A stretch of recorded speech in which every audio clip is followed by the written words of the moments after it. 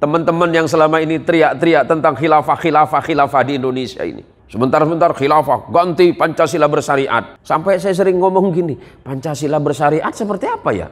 Apa kemudian Pancasilanya pakai kerudung gitu? Biar kelihatan syar'i atau tambah jenggot gitu. Jangan Pak. Bukan karena saya bicara di hadapan anggota kepolisian, enggak. Perlu saya jelaskan dan saya tegaskan. Ketika Rasulullah Muhammad SAW membangun peradaban Madinah, Nabi menghormati semua keyakinan. Di sana Muslim kuat, ada Yahudi, ada Nasrani, ada orang Majusi, bahkan ada orang yang tidak beragama. Semuanya dikumpulkan oleh Nabi. Maka dibuatlah perjanjian yang kita sebut dengan Piagam Madinah. Jelas dalam Piagam Madinah bahwa umat Islam, umat Yahudi, umat Nasrani dan umat-umat yang lain tidak boleh saling menyakiti. Yang Yahudi tidak boleh menyerang Nasrani, Nasrani tidak boleh menyerang umat Islam, pun juga sebaliknya kata Nabi. Persoalan keimanan urus dengan hukum masing-masing. Tapi bagaimana membangun kehidupan sosial masyarakat di Madinah, mari kita bersama-sama kata Nabi. Maka jelas perjanjiannya Pak. Sementara Indonesia ini digagas oleh para ulama-ulama, para pendiri-pendiri bangsa, orang-orang bijak yang menjadikan bangsa Indonesia ini sebagai bangsa yang besar, menyatukan berbagai macam keyakinan yang ada di dalamnya. Ada ratusan suku, ada ratusan bahasa, tapi semuanya lebur dalam satu bahasa kesatuan, yakni bahasa Indonesia. Tepuk tangan untuk Indonesia, Pak. Sila pertama kita sudah jelas. Kalimat Quran masuk di situ. Qul huwallahu ahad. Ada ketuhanan yang Maha Esa. Dari 5 sila yang ada itu adalah cerminan nilai-nilai keimanan dan ketakwaan manusia Indonesia. Siapapun yang ada di dalam bangsa ini, kita harus saling menghormati itu. Perbedaan yang ada adalah bagian dari kehendak-kehendak Allah. Maka saya sering keras Pak, kalau Anda tidak senang dengan perbedaan yang ada, berarti Anda tidak senang dengan ketetapan Allah. Siapapun yang tidak senang dengan ketetapan Allah, berarti dia ingkar terhadap kekuasaan Allah. Sebagai muslim yang baik, yuk kita sampaikan kepada mereka, Islam itu ajarannya begini. Tapi tetap santun. Jangan teriak-teriak. Sebab kejahatan yang luar biasa itu adalah ketika kejahatan itu dibungkus dengan dalil agama. Mengadakan acara seperti ini untuk mengingatkan kita tahun baru Islam. Kalau kata orang Jawa itu satu suro. Ya, yang ingatnya kita itu aja satu suro, harus mandikan keris. Keris yang mana? Itu. Ya, ibu-ibu itu yang paling tahu nih, Pak, mandikan dulu kerisnya. Bismillahirrahmanirrahim.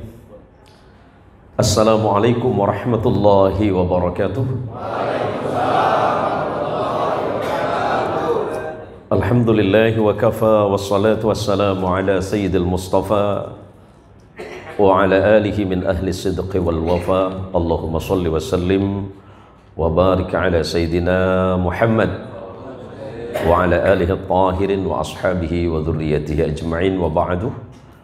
Yang saya hormati dan saya muliakan Bapak Kapolresta Pontianak, Komisaris Besar Polisi Ade Haryadi, yang insya Allah tahun depan sudah bintang 1 Pak.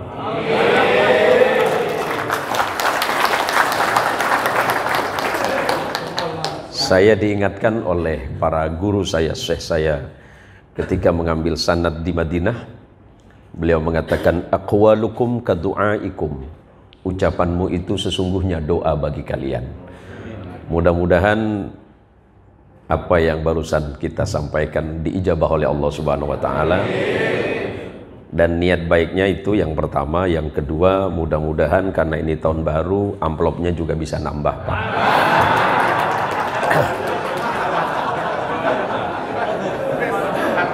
Saya ini orangnya nggak bisa disentil Pak. Ya, tapi beliau sudah bisik-bisik aman Ustadz gitu. Terima kasih Bang, terima kasih. Para kasat yang saya hormati, juga para kapolsek, kecuali Jatmiko, beliau itu kawan baik saya Pak, tapi kalau bicara uang nggak pernah ngasih ya. Saya ini orangnya fair saja Pak ya. Minta didoain biar istrinya nggak marah-marah. Pret. Saya bilang sama yang disampaikan oleh Bapak Kapolres tadi, Mas Jatmiko itu termasuk tipe suami yang setia Pak. Tapi hampir setiap minggu WA saya itu minta didoakan nggak ketahuan gitu. Nah ini kan repot Mas gitu. Yang saya hormati para anggota sekalian, pagi hari ini adalah pagi yang sangat indah, di mana Allah mempertemukan kita dalam suasana hati yang sangat riang. Semoga di tahun baru ini Allah juga memperbaharui iman dan ketakwaan kita kepada Allah Subhanahu wa taala. Allah Subhanahu wa taala memberikan kita berbagai kenikmatan yang tiada terkira. Kata Rasulullah Muhammad sallallahu alaihi wasallam, ada dua nikmat manusia yang selalu dilalaikan oleh kalian. Ni'matani maghbunun fihima katsirun minan nas, as-sihhat wal faragh. Ada dua nikmat yang selalu kalian lupakan dan kalian lalaikan. Setelah hilang baru kalian merasa. Yang pertama, sehat. Dan yang kedua, sempat. Pagi hari ini kita diberikan kesehatan yang sempurna oleh Allah. Mudah-mudahan dengan sehat yang luar biasa ini menimbulkan dan menumbuhkan rasa syukur yang tiada terhingga. Karena setiap orang yang bersyukur kepada Allah, Allah akan pasti menambahkan nikmatnya. Yang kedua, sempat. Banyak orang yang diberikan kesehatan tapi tidak mau menyempatkan diri. Dan ketika dia sempat, ternyata Allah tidak berikan kesehatan. Kesehatan yang paling penting adalah kesehatan hati. Bagaimana mungkin kita mampu melayani manusia yang lain jika hati kita tidak diberikan kesehatan oleh Allah Subhanahu wa taala? Maka kesehatan hati itu nampak tergambar dari wajahnya. Insya Allah pagi hari ini bapak-bapak sekalian adalah orang-orang yang sehat hatinya. Amin. Ya, sehat hatinya. Tapi udah tanggal berapa sih Pak ini? Oh, ini nampaknya keuangan mulai tak sehat ini Pak. Hampir mulai tak sehat ini. Para jamaah sekalian yang dirahmati Allah, saya sangat berbahagia bisa bertemu pagi hari ini. Lebih-lebih Pak Kapolres sudah memerintahkan untuk meminta saya hadir pagi ini.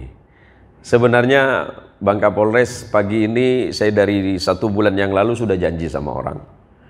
Tapi berhubung yang telepon itu Pak Kasat, saya nggak bisa ngelak. Iya, tapi saya cancel nanti, saya bilang habis duhur aja acara yang di sana. Jadi temen nanya, kenapa kok tiba-tiba ke Polres ini? Seharusnya kan Abah pagi ini jam 8 kegiatan ini, kegiatan itu. Saya bilang, ini yang manggil ini Pak Kombes, sih, Pak. Bukan masalah melatih 3 ini, saya bilang. Ini nampaknya lebih besar ini, saya bilang.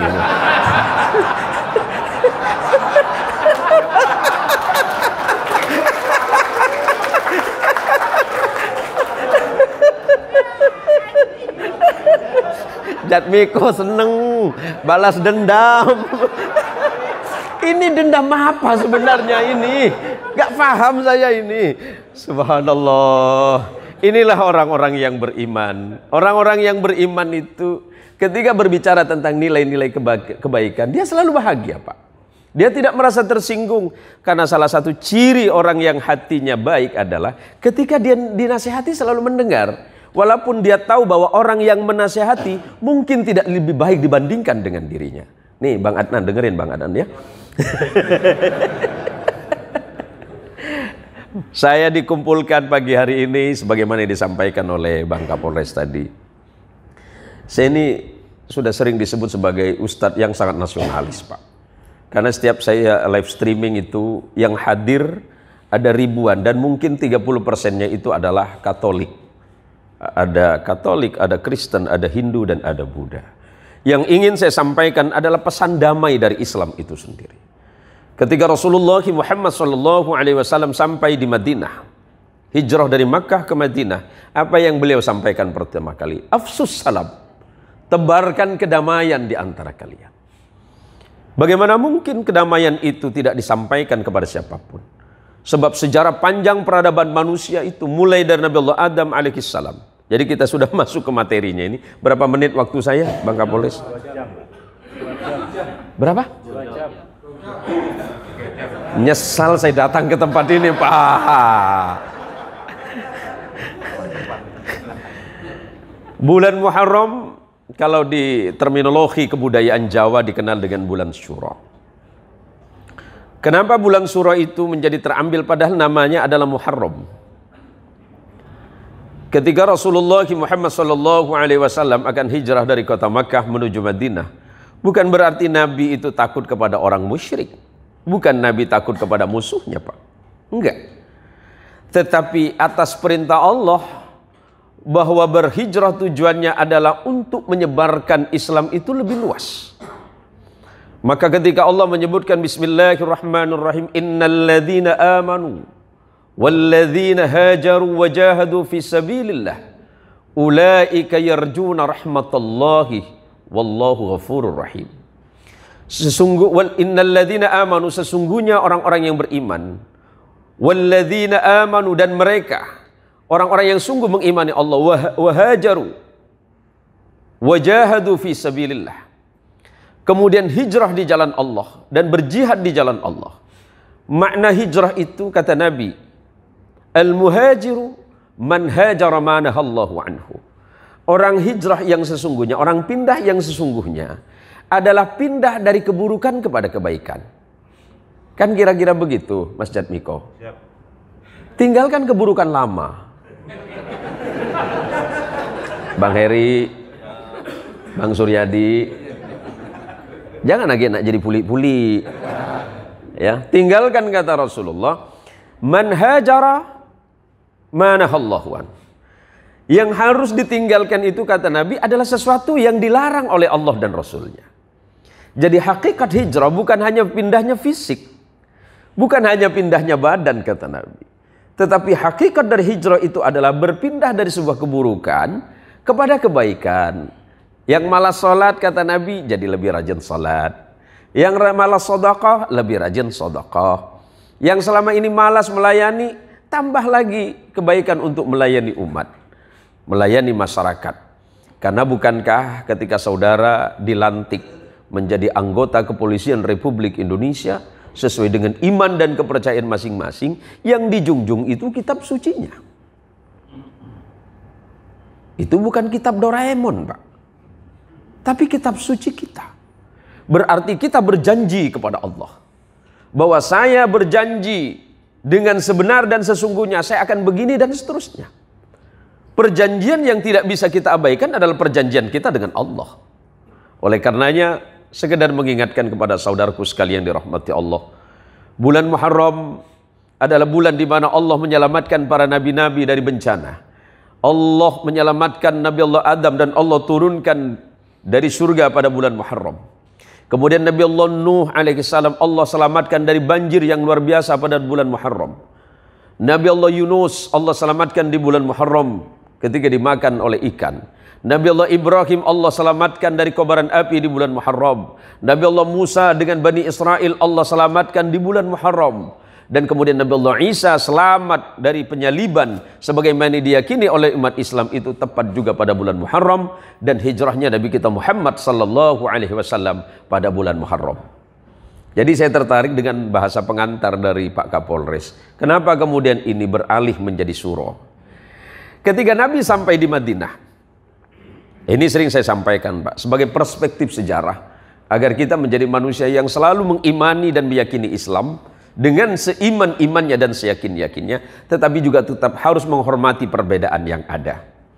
Nabi sampai di Madinah, yang pertama kali menempati Madinah itu namanya Yathrib dulu pertama kali. Yathrib itu siapa? Yathrib itu adalah keturunannya Arfahsyad. Arfahsyad itu bin Syam. Syam bin Nabi Nuh alaihissalam. Nabi Nuh alaihissalam bin Lamih. Lamih bin Matusalih. Matusalih bin Nabi Idris alaihissalam. Nabi Idris bin Yarid. Yarid bin Mihlai. Mihlai bin Kinan. Kinan bin Ahnus atau Anwas. Anwas itu bin Nabi Sis alaihissalam. Nabi Sis alaihissalam bin Adam alaihissalam.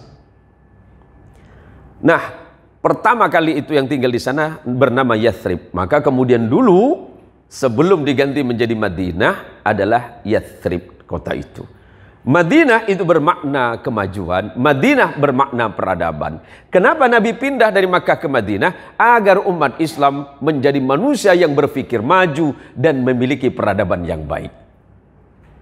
Nah kemudian, nah ini biasa saya sampaikan materi ini di S2 Pak. Ini gratis pagi ini. Tapi jangan gratis-gratis amat Bang. Udah disiapin Bang ya? Ya, nomor masih yang lama kok Bang. Jadi kemudian di sana itu sudah ada bangsa-bangsa, ada agama Yahudi dan agama Nasrani di kota Madinah ini Pak. Ketika sampai di sana, Nabi menemukan orang-orang Yahudi sudah berpuasa pada 10 Asyura itu. Sahabat yang lain laporan kepada Nabi, ya Nabi, orang Yahudi yang di sana itu berpuasa hari ini. Sudah kamu tanya? Sudah ya Nabi. Kenapa mereka puasa hari ini? 10 Muharram ini. Mereka bilang hari ini mereka memperingati di mana Allah menyelamatkan mereka bersama Musa dari kejaran Fir'aun pada hari ini. Tanggal 10 Muharram. Apa kata Nabi? Nahnu ahaqqu bi Musa. Kita ini sebenarnya lebih pantas mengikuti apa yang dibawakan oleh Musa. Maka kemudian syariah yang timbul dulu sebelum turunnya perintah puasa Ramadan untuk umat Islam, kita disyariatkan dulu berpuasa pada bulan Muharram pada tanggal 10-nya. 10 Muharram disebut Asyura, hari ke-10. Islam kemudian berkembang, datang ke seluruh kawasan dunia, di timur, di barat, di selatan, dan di utara, termasuklah ke Indonesia. Bertemu dengan kebudayaan Jawa. Masyarakat Jawa Muslim yang diperkenalkan oleh para sunan atau wali songo, kemudian kata Asyura dipotong ujungnya menjadi suro. Sebenarnya Asyura hari ke-10. Nyebrang lagi ke ujung timur ke Pulau Madura, berubah nama. Jadi suro berganti sorah. Nih, yang ngerasa Madura, yang ngerasa Madura.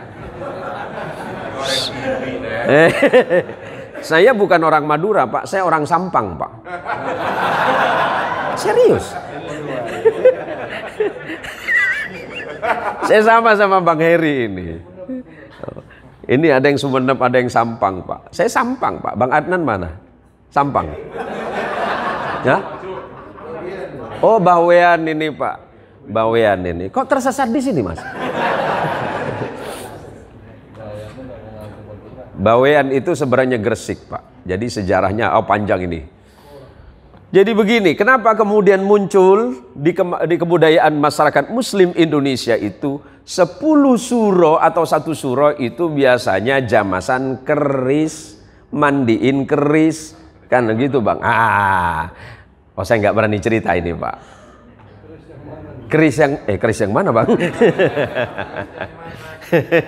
Jadi inilah indahnya Islam dan peradaban.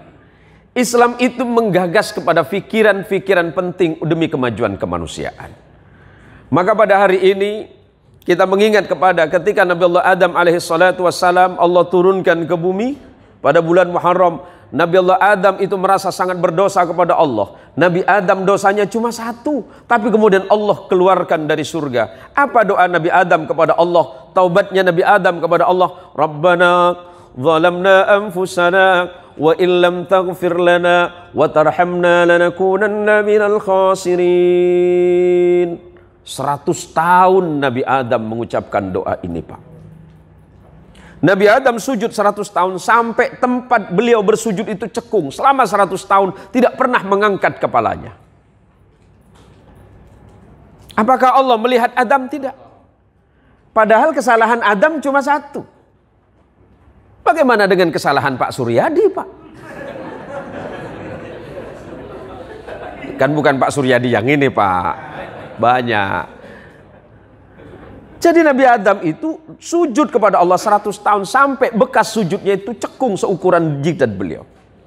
Apakah Allah melihat Adam? Tidak. Tapi ketika di ujungnya Nabi Adam kemudian ingat bahwa dulu ketika saya di surga saya pernah melihat ke tiang arsy. Tiang arsy itu disanggah oleh kalimat La ilaha illallah Muhammadur Rasulullah. Maka kemudian secara spontan Nabi Allah Adam mengucapkan kalimat ini, la ilaha illallah Muhammadur Rasulullah. Kemudian Allah memerintahkan Adam, ya Adam, irfa' ra'saka, angkat kepalamu, qad ghafartu laka. Sungguh hari ini, saat ini aku mengampuni dosamu ya Adam. Adam alaihi salatu wassalam, bapak moyang kita, merasa bahagia kepada Allah. Ya Allah, apakah karena doaku selama 100 tahun? Bukan. Karena engkau telah mengucapkan kalimatun thayyibah, la ilaha illallah Muhammadur Rasulullah. Iya ya Allah, aku pernah melihat kalimat ini di tiang arsy. Kalau kalimat la ilaha illallah itu aku tahu itu adalah engkau ya Allah. Itu ada dulimu ya Allah. Tapi bagaimana dengan Muhammadur Rasulullah? Siapa orang yang dimaksud itu ya Allah? Allah menjawab, ya Adam, Muhammad itu adalah salah satu hamba terbaikku yang kelak akan aku turunkan di akhir zaman sebagai nabi yang terakhir. Tidak ada kenabian setelah Muhammad, tidak ada kerasulan setelah Muhammad, dan tidak akan ada kitab setelah aku turunkan Quran, dan tidak lagi ada agama yang aku turunkan setelah Islam yang dibawa oleh Muhammad. Itu adalah salah satu dari anak cucumu yang aku jadikan terakhir nanti. Aku ciptakan dari awal nurnya, tapi kejadiannya nanti yang terakhir ya Adam. Kemudian bergeser ke sini Nabi Allah Yunus alaihi salam. Nabi Allah Yunus kesalahannya cuma satu, Pak. Allah memerintahkan Yunus untuk bersabar. Ketika umatnya sudah tidak mau mendengarkan Nabi Yunus. Apa perintah Allah? Yunus, sabarlah dulu. Tunggu keadaan lebih baik. Pasti umatmu ini nanti pelan-pelan akan mengikuti syariatmu. Tapi Yunus alaihi salatu wassalam merasa tidak sabar dan kemudian melarikan diri. Cerita singkatnya, kemudian Nabi Allah Yunus alaihi salatu wassalam, Allah berikan ujian yang luar biasa. Naik ke atas kapal, ternyata kapalnya itu tidak berhenti, Pak. Tidak berhenti, diterpa oleh badai dan gelombang. Maka kata nahkoda kapal ini, sepertinya ada orang yang melarikan diri ini. Kalau kapal seperti ini, pasti ada orang yang sedang melarikan diri, kata kapten kapal. Siapa yang harus saya lempar ini, katanya.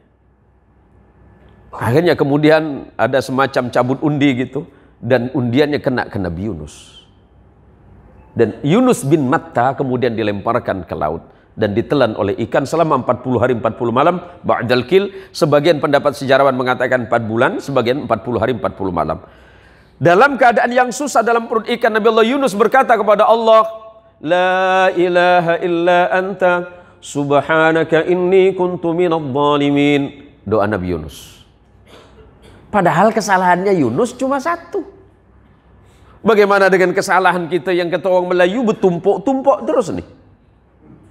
Tapi bukankah Allah adalah zat yang maha pengampun?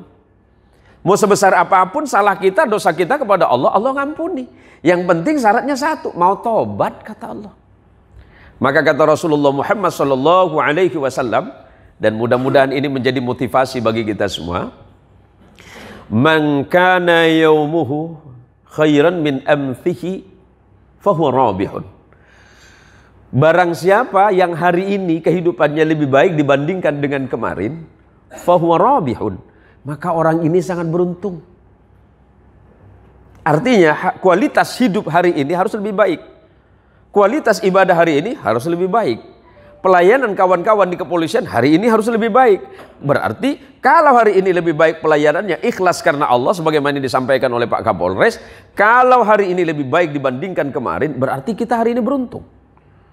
Dan mudah-mudahan kita termasuk orang-orang yang diberikan keberuntungan oleh Allah Subhanahu wa ta'ala. Yang nomor 2 ini orang Pak Pok, kata Nabi. Nah, ngerti Pak Pok, Pak? Pak Kapolres masih ingat bahasa Pak Pok? Seri, impas. Balik modal. Orang Medan kata abang. Balik modal. Balik modal lah. Tak ada song sikit pun gitu. Bulan ini ada song ke bang?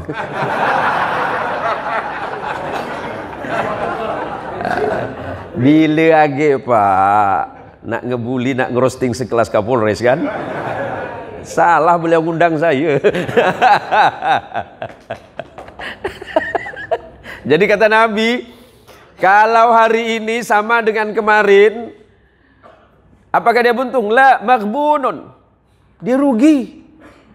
Kemarin macam ni, hari ini pun sama pun. Untung tak ada, Pak Pok malah rugi, kata Nabi. Nah yang terakhir, hari ini lebih buruk dibandingkan dengan kemarin, pelayanan kita hari ini tidak lebih baik, ibadah kita lebih buruk daripada kemarin, maka kata Nabi Muhammadin sallallahu alaihi wasallam, orang tersebut adalah mal'unun. Kata orang Melayu, celaka dia. Apa pula celaka? Usia kita semakin bertambah, mestinya kebaikan semakin nambah. Usia kita semakin bertambah, otomatis kesolehan kita semakin lebih baik. Acam mana mungkin, kata orang Medan itu. Nah, acam mana lah? Kalau seandainya hari ini usia kita bertambah 1 hari, besok bertambah 1 hari, tapi tidak ada kesolihan di dalamnya, malah lebih buruk dibandingkan kemarin, maka kita termasuk orang yang sangat celaka. Na'udzubillah tsumma na'udzubillahi min dzalik. Oleh karenanya, momentum yang sangat tepat bagi kita adalah untuk berubah menjadi lebih baik. Di bulan Muharram, kenapa bulan Muharram itu sangat dimuliakan? Bangsa Arab terdahulu, Pak. Bangsa Arab terdahulu walaupun mereka tidak beriman kepada Allah sebelum datangnya kenabian, tapi satu hal yang selalu mereka pegang, selalu memegang teguh, memegang erat perjanjian. Kalau masyarakat Arab atau kabilah Arab itu di bulan Muharram itu wajib untuk gencatan senjata. Tidak boleh ada peperangan, tidak boleh ada pertikaian, tidak boleh adalah selisih pendapat di bulan Muharram. Karena ini adalah bulan yang sangat dimuliakan oleh Allah, dimuliakan oleh para nabi dan umat-umat terdahulu. Maka di bulan Muharram tidak boleh ada perselisihan, tidak ada boleh pertengkaran, bahkan tidak boleh ada peperangan masa itu. Maka kemudian Rasulullah Muhammad SAW ketika hijrah dari Makkah menuju Madinah, di belakang hari setelah beliau wafat digantikan oleh Khalifah Abu Bakar. Abu Bakar radhiyallahu anhu wafat digantikan oleh Khalifah Umar ibn al-Khattab. Kemudian Umar ibn al-Khattab menetapkan 1 Hijriyah itu tepat pada 1 Muharram sebagai penanggalan bagi umat Islam. Biar sama dengan yang lain. Kalau yang di sebelah sana sudah punya penanggalan sendiri, umat Islam melalui gagasan dan ide dari sahabat Umar ibn al-Khattab, maka 1 Muharram dijadikan sebagai tahun dan kalender bagi kita umat Islam. Allahumma salli ala Muhammad. Allahumma salli ala Muhammad. Para jamaah sekalian yang dirahmati Allah Subhanahu wa taala, momentum perubahan yang paling penting adalah ketika Nabi sallallahu alaihi wasallam sampai di Madinah. Rasulullah menemukan di sana orang-orang yang sudah beragama. Ada orang Yahudi. Dari mana orang Yahudi Madinah? Padahal Madinah bukan tempat asalnya mereka. Orang Yahudi ini lahir dan besar yang ada di Palestina, yang hari ini kemudian terbelah menjadi 2, satunya menjadi negara Palestina, satunya menjadi negara Israel. Mereka datang sana, Pak. Mereka imigran yang datang ke Madinah. Orang-orang Yahudi pada masa itu terbagi menjadi 3 kabilah. Ada Quraidah, ada Bani Quraidah, dan Bani Nadir. Sementara orang-orang orang Nasrani yang ada di Madinah masa itu adalah kelompok Aus dan Khazraj. Dari mana Aus dan Khazraj ini? Dulu mereka datang dari Yaman. Datang dari Yaman pindah ke kota Madinah.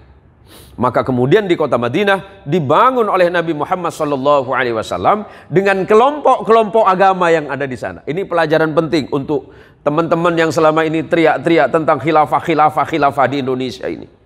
Sebentar-sebentar khilafah, ganti Pancasila bersyariat. Sampai saya sering ngomong gini, Pancasila bersyariat seperti apa ya? Apa kemudian Pancasilanya pakai kerudung gitu? Biar kelihatan syar'i atau tambah jenggot gitu. Jangan, Pak. Bukan karena saya bicara di hadapan anggota kepolisian, enggak. Perlu saya jelaskan dan saya tegaskan. Ketika Rasulullah Muhammad SAW membangun peradaban Madinah, Nabi menghormati semua keyakinan. Di sana Muslim kuat, ada Yahudi, ada Nasrani, ada orang Majusi, bahkan ada orang yang tidak beragama. Semuanya dikumpulkan oleh Nabi. Maka dibuatlah perjanjian yang kita sebut dengan Piagam Madinah. Jelas dalam Piagam Madinah bahwa umat Islam, umat Yahudi, umat Nasrani dan umat-umat yang lain tidak boleh saling menyakiti. Yang Yahudi tidak boleh menyerang Nasrani, Nasrani tidak boleh menyerang umat Islam, pun juga sebaliknya kata Nabi. Persoalan keimanan urus dengan hukum masing-masing.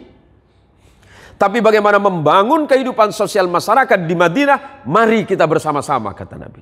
Maka jelas perjanjiannya, Pak.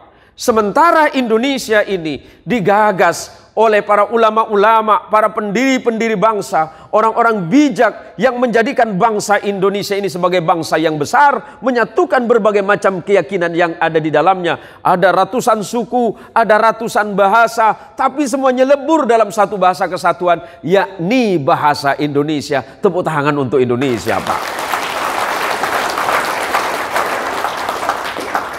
Sila pertama kita sudah jelas. Kalimat Quran masuk di situ. Qul huwallahu ahad. Ada ketuhanan yang Maha Esa. Dari 5 sila yang ada itu adalah cerminan nilai-nilai keimanan dan ketakwaan manusia Indonesia. Siapapun yang ada di dalam bangsa ini, kita harus saling menghormati itu. Perbedaan yang ada adalah bagian dari kehendak-kehendak Allah. Maka saya sering keras, Pak. Kalau Anda tidak senang dengan perbedaan yang ada, berarti Anda tidak senang dengan ketetapan Allah. Siapapun yang tidak senang dengan ketetapan Allah, berarti dia ingkar terhadap kekuasaan Allah. Sebagai muslim yang baik, yuk kita sampaikan kepada mereka, Islam itu ajarannya begini. Tapi tetap santun. Jangan teriak-teriak. Sebab kejahatan yang luar biasa itu adalah ketika kejahatan itu dibungkus dengan dalil agama. Perlu tegas, Pak. Kita ini sedang dirongrong. Kalau bukan teman-teman kepolisian yang bekerja, siapa? Jangan tegang, Pak. Malah kalau Bapak tegang saya takut ngelihatnya, Pak. Wah, ini urusan pasal nomor berapa ini? Ini penting, Pak. Saya sampaikan tadi, mbah saya, abah saya, itu orang Sampang, datuk saya orang Sampang. Walaupun nenek saya ada darah Malangnya, Pak. Kemudian saya menikah dengan perempuan Jawa Barat. Nah ini uniknya, Pak. Kang Eeng, punten Kang Eengnya. Saya sudah menjajah Jawa Barat. Iya, seueur orang Jawa Barat ya teh? Ayah orang Jawa Barat tuh? Ayah tuh loba tuh? Oh ayah, iya mah. Oh. Tapi Jawa ini wonten gitu, Pak. Kathah nih gitu. Oh, Jawa ini kathah, Pak. Oh, Mas Joko gitu. Tapi sudah nggak Joko lagi kayaknya, Pak. Iya, Pak, saya senang berbahasa, Pak. Semua disiplin bahasa yang di Indonesia insya Allah saya paham, Pak. Apalagi bahasa beliau. Ini orang Medan, Pak. Senggol sedikit bacok dia, Pak. Allahumma sholli ala Muhammad. Saya bilang dengan kawan-kawan, terutama para dai-dai muda, Bang, kalau ceramah jangan ngegas. Biasa aja, Bang. Kalau abang mau ngegas, ingat ada remnya, Bang. Abang ngegas, tapi jangan lupa ngerem. Jangan kemudian abang main antam-antam ini. Bangsa ini apa kira abang ini bangsa bodoh semua? Indonesia ini orang pintar, Bang. Sebentar-sebentar bawain, janganlah. Indonesia insya Allah dalam keadaan aman dan kondusif selagi kepolisian Republik Indonesia masih mau berkhidmat kepada bangsa ini. Tepuk tangan untuk kepolisian. Nah, saya kalau di Siantan itu paling tenang kalau ada Pak Jarna. Pak Jarna ada hari deh. Iya, tetap setia, Bang. Mas Jarna, biasa turun jam berapa, Bang? Tapi biasa jam 6:05 nggak ada, Bang, itu. Oh, ngopi dulu, Bang. Ya. Saya yang kasihan itu Pak Kapolsek Timur, Pak. Pak Kapolsek Timur ini, saya bilang sama beliau, kalau Simpang Legend itu, Simpang Legend itu masih ada, tak aman lah Timur itu. Ya, ternyata orang sana itu, Pak, orang Timur sama Utara itu buta warna. Betul, Pak. Iya, Bang. Jadi besok Kapolsek Timur sama Utara itu harus dipanggil, Bang, agar kemudian memberikan edukasi kepada warga kalau merah itu tetap merah.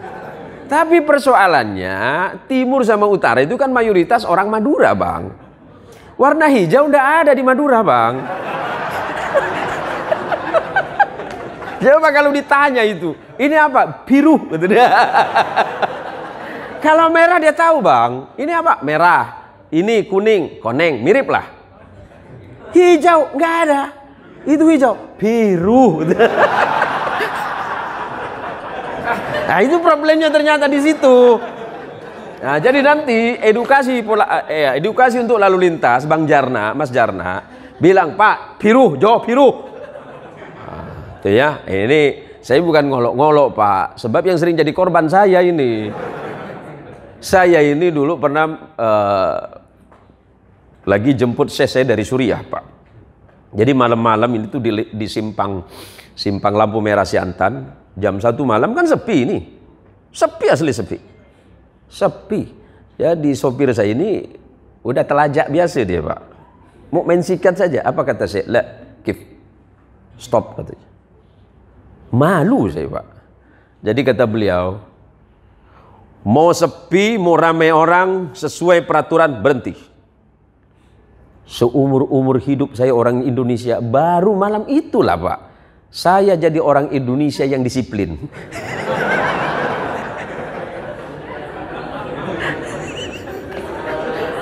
Padahal jam 1 malam tidak ada orang Pak.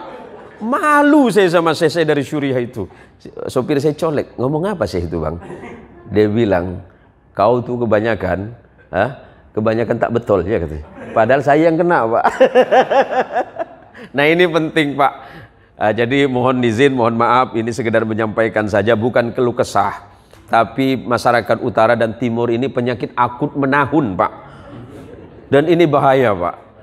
Jadi teman-teman seperti Mas Jarna ini luar biasa, jam 6 sudah turun, jam 7 sudah mulai menyingkir.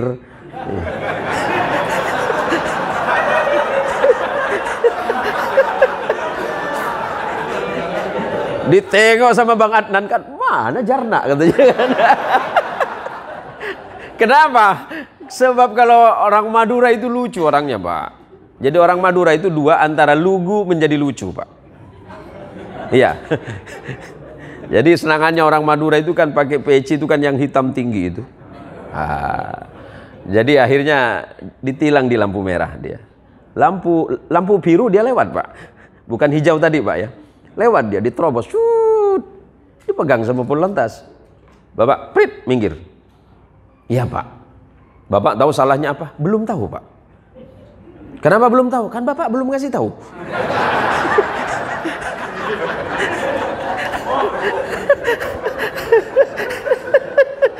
Ini yang kena cuma 2 Kapolsek ini Pak ya. Jadi gimana? Ya terserah Bapak katanya. Bapak kan tahu kalau lampu merah itu berhenti. Iya Pak. Kenapa enggak berhenti? Kemudian Bapak terus, karena saya nggak ngelihat Bapak. Kalau saya tahu Bapak di situ, saya enggak Pak, katanya kan. Ya udah. Ini spion nggak ada. Kenapa nggak pakai spion, Pak? Saya bisa noleh masih Pak, kata dia kan. Oh ya nggak apa-apa. Plat mana plat ini? Kan cuma mau ke sini Pak. Saya bukan mau ke seberang Pak. Sini depan nih. Kamu ini itu kan angel orang ini. Ini helm. Astagfirullah Pak. Bapak tahu Pak, kalau helm jatuh pasti pecah Pak. Maka saya pakai yang ini. Pakai kopiah biar enggak pecah Pak. Aduh, pagi-pagi udah ngakalin Polantas kamu ini. Iya Pak. Kamu mau kemana? Saya mau Pak, ada keluarga saya meninggal Pak, katanya kan. Masa jam segini? Iya Pak. Jangan bawa-bawa orang meninggal. Aduh Bapak nih tak percaya, katanya. Kalau Bapak tidak percaya ikut saya. Loh, kok jadi begini urusannya, kata Polantas. Jadi macam mana ini? Ya terserah Bapak. Masa Bapak tega nilang saya? Saya ini kan mau datang takziah orang meninggal Pak. Nego.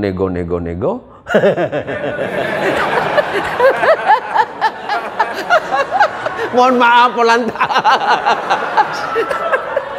Udahlah nggak perlu saya jelasin dah. Wah kamu tahu jam berapa ini? Jam 7, jam 7:30 Pak. Ya waktunya ngopi masih. Ya udah Pak, yang penting Bapak tidak tilang saya. Saya aman Pak, saya baik Pak, baik. Ini dilepas sama Polantas ini karena kasihan kan. Tak lama pulang lagi, ditilang lagi. Apalagi ini, Pak sekarang mau nguburkan Pak. Sore ketemu lagi orang ini lagi. Apalagi, saya mau tahlilan Pak. Pusing polisanya. Habis ini apa lagi? Begini Pak, yang penting Bapak tidak tilang saya. Kalau Pak Polantas mati, nanti saya tahlil ke rumah Bapak. Wong Madura itu wangil Pak.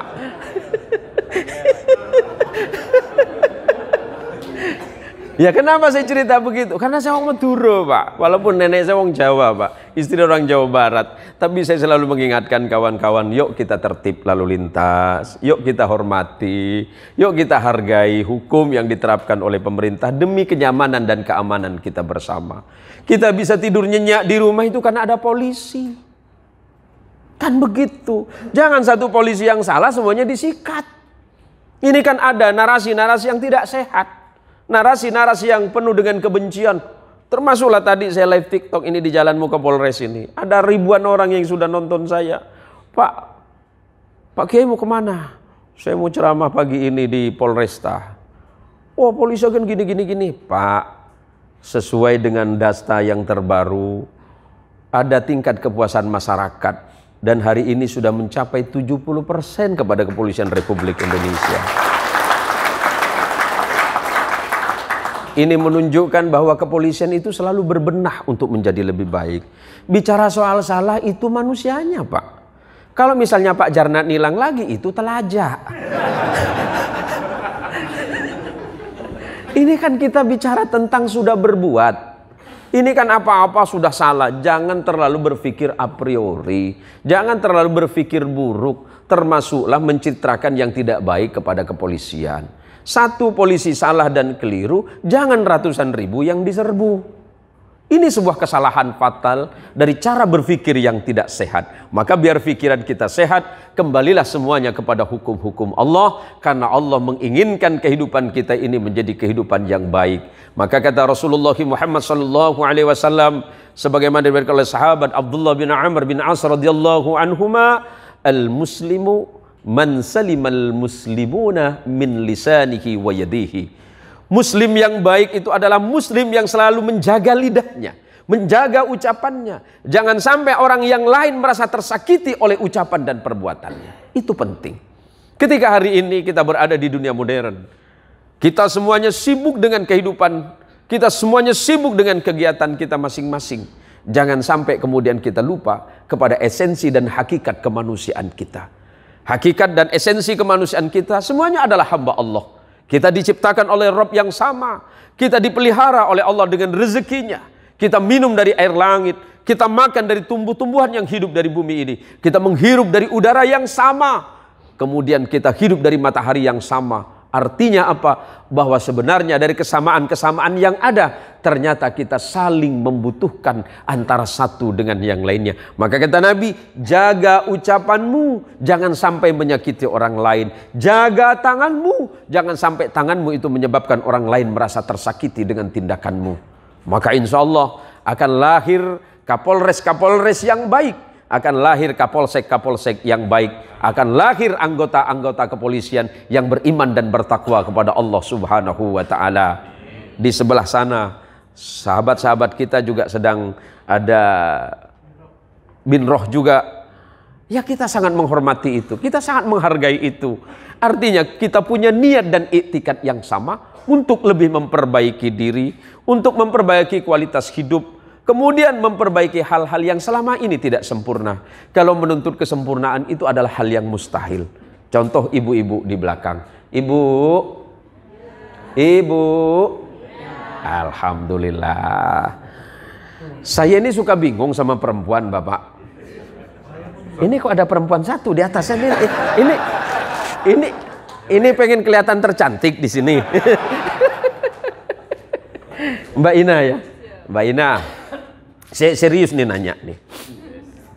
Mbak harus sepakat dulu bahwa makhluk paling lucu di dunia itu adalah laki-laki. Sepakat dulu. Dan makhluk paling menakutkan di bumi adalah perempuan. Dan surveinya ada loh Mas Harto. Coba, kalau anak kecil suka nonton, pasti yang ditonton Upin Ipin. Upin Ipin laki-laki bukan? Doraemon laki-laki bukan? Naruto laki-laki bukan? Laki-laki. Lucu tidak? Lucu. Coba yang perempuan. Kuntilanak, Mak Lampir, Pocong, Roro Kidul, Suster Ngesot, Nyai Blorong. Menakutkan bukan? Dan itu perempuan, Bu.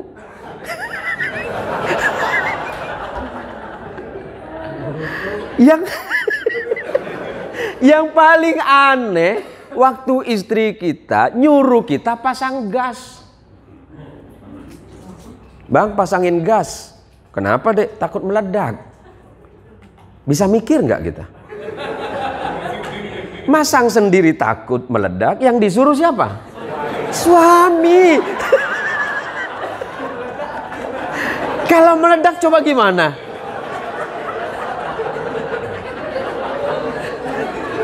Kata Mbak Ina, besok kawin lagi.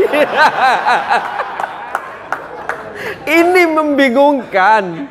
Coba kalau kita punya uang, uang suami, uang tuh. Uang propamnya aja takut sama bini gitu. Uang istri, uang istri.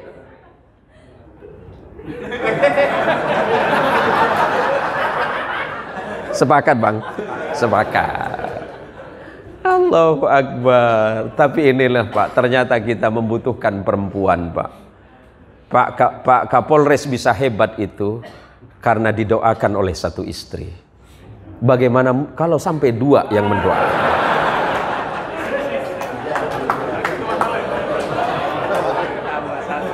Mas Miko, jangan buka-buka di sini. Nah, ini penting. Saya sering cerita sama istri, ya Allah, saya ini konon kalau di Kalbar itu dijuluki sebagai singa podiumnya Kalimantan Barat.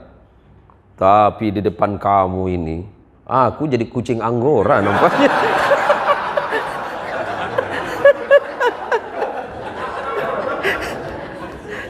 Saya kalau sudah pulang ceramah, Bang, ini antara 2 nih, Bang. Anak saya ini ikut, biar ikut pengajian, atau ini nampaknya pengawasan melekat ini, Bang.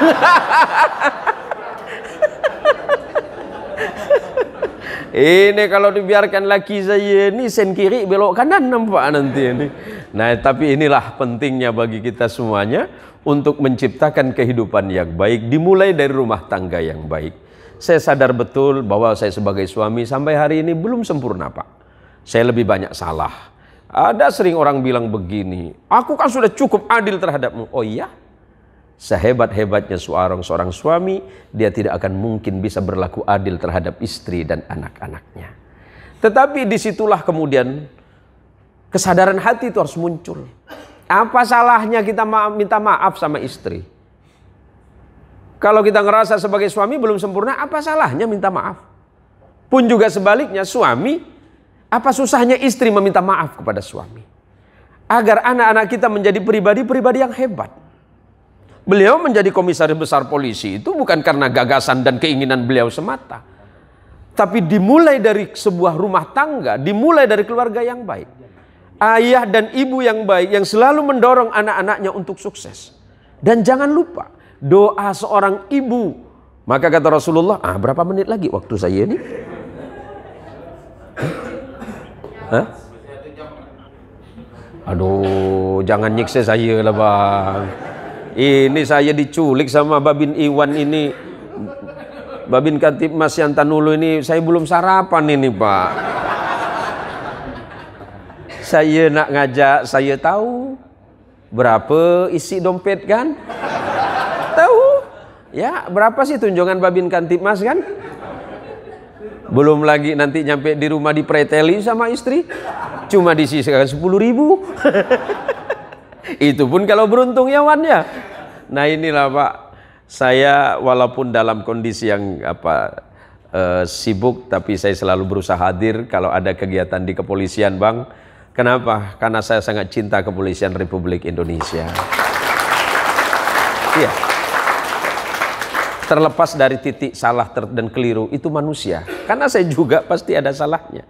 Maka kata Rasulullah Muhammad SAW, saling menasehati di antara sesama Islam itu adalah menjadi hal penting. Kenapa?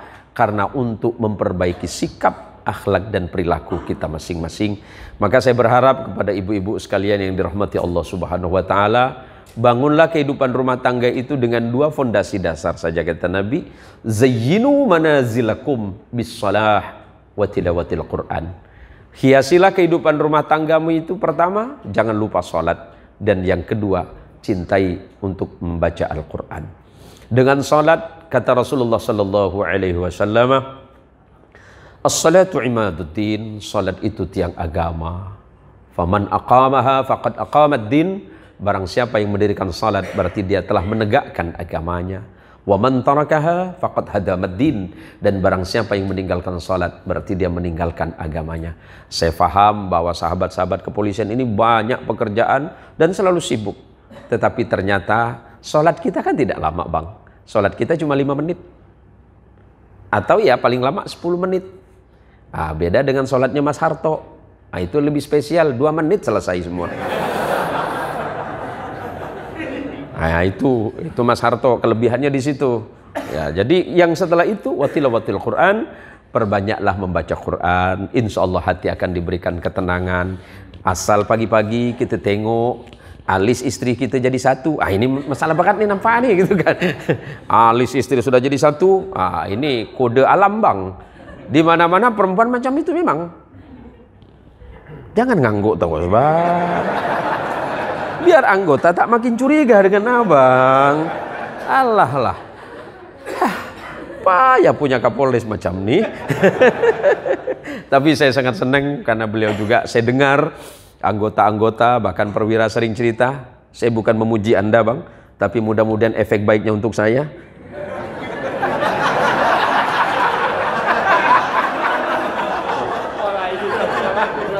Ini kan demi kesejahteraan keluarga saya juga Bang.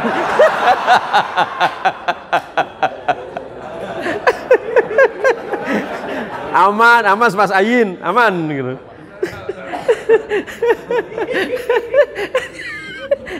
Saya ini dari tadi cuma tengok Mas Jatmiko terus. Tiap beliau kena ketawa paling kuat. Ini nampaknya dendam lama ini. Atau ada sesuatu sebenarnya. Masya Allah, Masya Allah. Dan hari ini mudah-mudahan menjadi awal titik baru bagi kita untuk hijrah dari tahun 1444. Oh saya lupa ini Mas Budi ya. Oh ya, masih di utara Mas? Oh dari Polres. Ada apa dengan sakit ini? Oh lagi kurang sehat. Oh di Bimas. Ada masalah dengan istri Mas?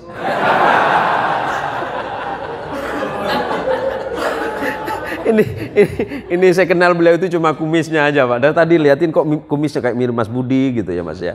Alhamdulillah. Tapi keluarga aman kan Mas? Ya, alhamdulillah. Yang penting istri nomor 2 nggak tahu Mas ya. Remuklah anggota hari ini. Jadi ada yang nanya, memang Ustadz itu bisa ngelihat orang? Enggak, saya nggak bisa ngelihat. Cuma kelihatan dari gestur saja Pak. Ya. Jadi bahasa tubuh itu menunjukkan sesuatu. Seperti itu kira-kira. Terima kasih Bapak Kapolres atas waktu dan kesempatannya untuk saya. Walaupun ini lebih banyak guyonnya sebenarnya Pak. Karena saya selalu ditanya, kenapa Ustadz itu selalu guyon? Ya sebagaimana yang beliau sampaikan tadi, biar refreshing gitu Pak. Ini kan selalu penuh dengan tekanan pekerjaan, tanggung jawab. Belum nanti nyampe di rumah. Di depan pagar sudah kelihatan wajah istri yang voltasenya naik ke 360. Wah ini kan berbahaya Pak. Jadi setidaknya kita bisa melepaskan rasa takut itu hanya 1 jam di tempat ini.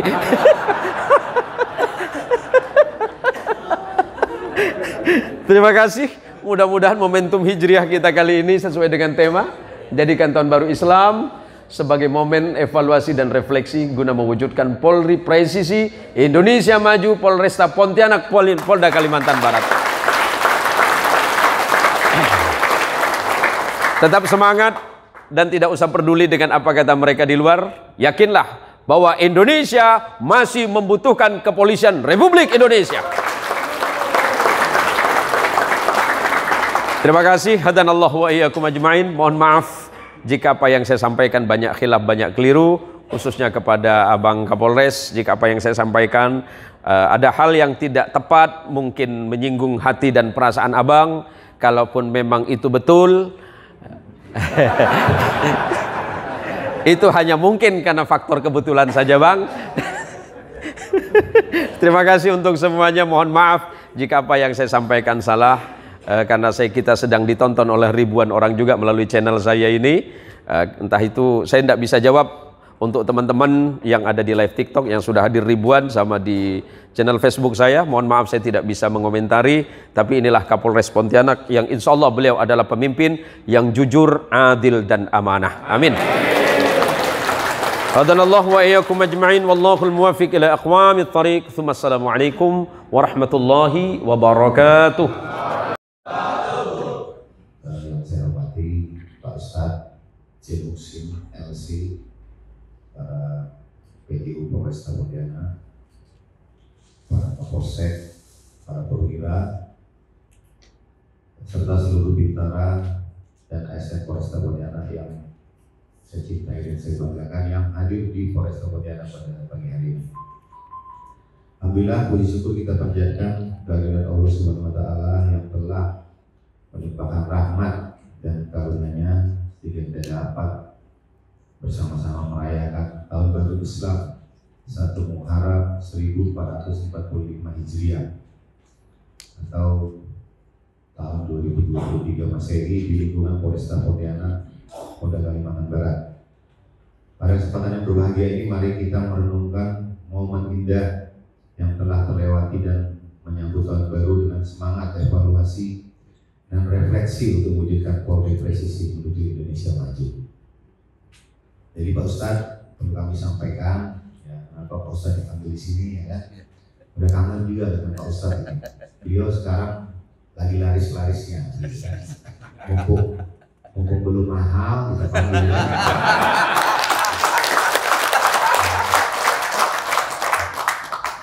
Kalau udah mahal itu sudah sibuk, sudah harus pakai manajer kan gitu ya, susah manggil beliau. Ya. Terima kasih Pak Ustadz bisa hadir di sini. Ya. Kita dalam rangka memperingati 1 Muharram 1445 Hijriah, tahun baru Islam. Karena selama ini kan kita tahunya tahun baru Masehi, ya tahun baru Masehi, ya kita pasang kembang api, ya segala macam. Malah kita berdoa di tahun baru, ya kan, tahun baru. Sementara tahun baru Islam kita sering melupakan. Nah, makanya kita bagus mengadakan acara seperti ini untuk mengingatkan kita tahun baru Islam. Kalau kata orang Jawa itu satu suro. Ya, yang ingatnya kita itu aja satu suro, harus mandikan keris. Keris yang mana? Itu. Ya, ibu-ibu itu yang paling tahu nih, Pak, mandikan dulu kerisnya. Ya, biar jangan diambil orang. Ya.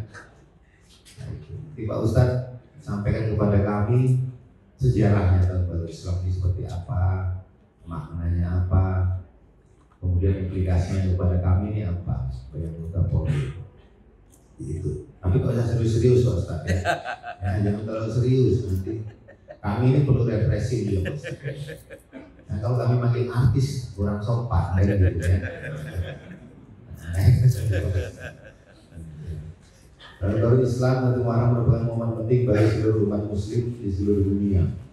Mari kita jadikan momen ini sebagai panggilan untuk melakukan evaluasi diri. Kita harus bertanya pada diri sendiri sejauh mana kita telah mengemban tugas dengan sebaik-baiknya sebagai anggota Polri. Nah ini tadi, ya apa maknanya tahun baru Islam kepada kita ini? Jangan tahun ke tahun kita ini nggak berubah, ya kan? Ada lagunya, Polri ada lagunya, mari berubah. Ya tetap begitu-gitu aja dari dulu sampai sekarang, ya kan? Ya. Kita ini perlu pelayanan yang tulus pada masyarakat, yang ikhlas, tulus ikhlas pada masyarakat. Bapak Kapolda sudah sering menekankan pelayanan kepada masyarakat, jangan ada pungli, jangan ada pelanggaran, jangan ada, ya intinya jangan ada kesalahan dari kita. Walaupun kami ini kan malaikat ya Pak, manusia kan semuanya pasti ada kesalahan. Tapi bagaimana cara kita meminimalisir kesalahan-kesalahan itu, minimalisir pelanggaran. Ya.